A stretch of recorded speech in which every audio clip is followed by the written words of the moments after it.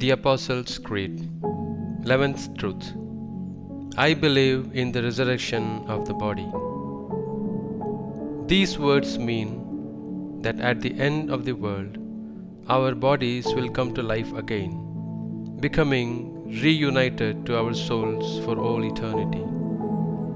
That there will be such a general resurrection is certain, for the Church puts it into her creeds, and we have moreover Christ's own words.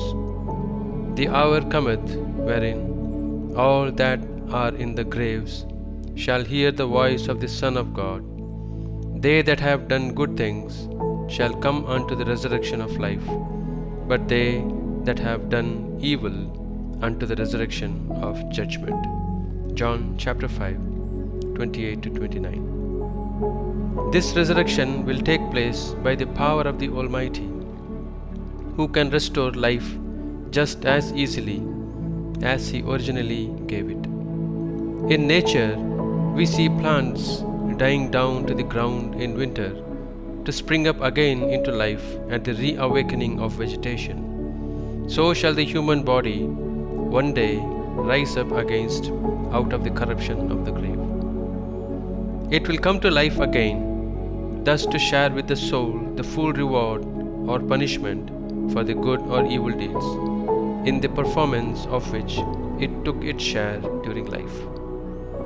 We shall not all rise up again in the same condition of body.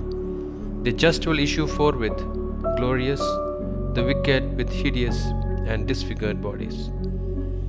The glorious bodies of the just will possess the same characteristics as did Christ's body after His resurrection, namely impassibility, brightness, agility, and certainty, which we saw in the earlier video. This general resurrection will immediately precede the general judgment. This is proved by the words of Martha to Jesus. I know that he shall rise again in the resurrection at the last day. In the following passage from John chapter 11, verses 1 to 27. Now, there was a certain man sick, Lazarus of Bethania, of the town of Mary and of Martha, her sister. And Mary was she that anointed the Lord with ointment and wiped his feet with her hair, whose brother Lazarus was sick. His sisters therefore sent to him, saying, Lord, behold, he whom thou lovest is sick. And Jesus, hearing it, said to them, This sickness is not unto death, but for the glory of God, that the Son of God may be glorified by it. Now Jesus loved Martha and her sister Mary and Lazarus.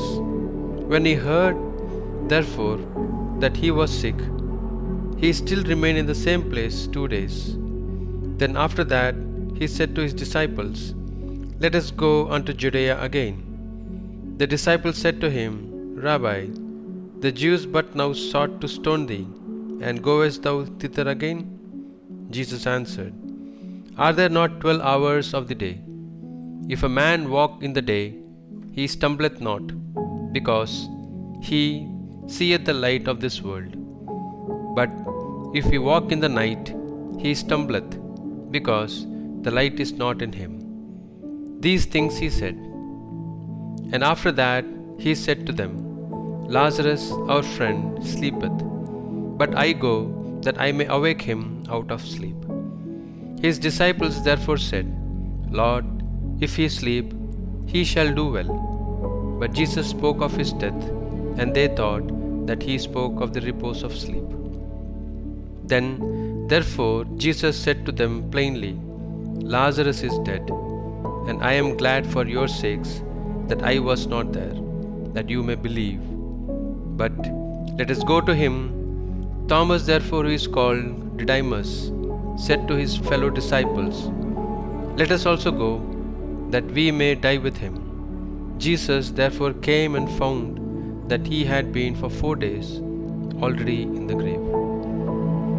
Now Bethania was near Jerusalem, about 15 furlongs off, and many of the Jews were come to Martha and Mary to comfort them concerning their brother. Martha therefore, as soon as she heard that Jesus was come, went to meet him, but Mary sat at home. Martha therefore said to Jesus, Lord, if thou had been here, my brother had not died. But now also I know that whatsoever thou wilt ask of God, God will give it thee.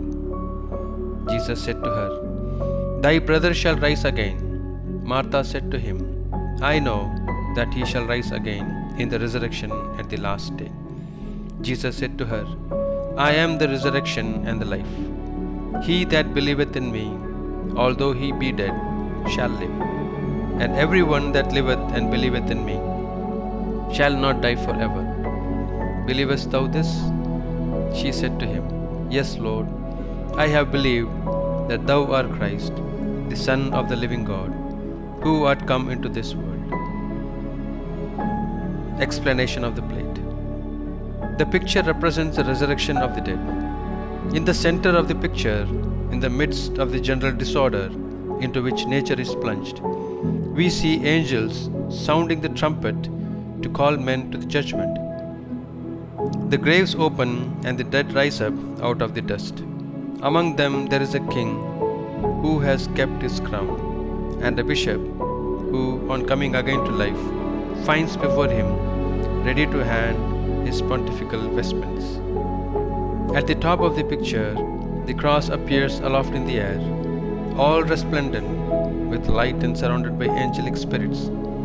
The sight of the cross comforts the good, who stretch out their arms longingly towards it, while the wicked are terrified by it, striking away with dread from it and praying that the mountains may fall down upon them and crush them into nothingness.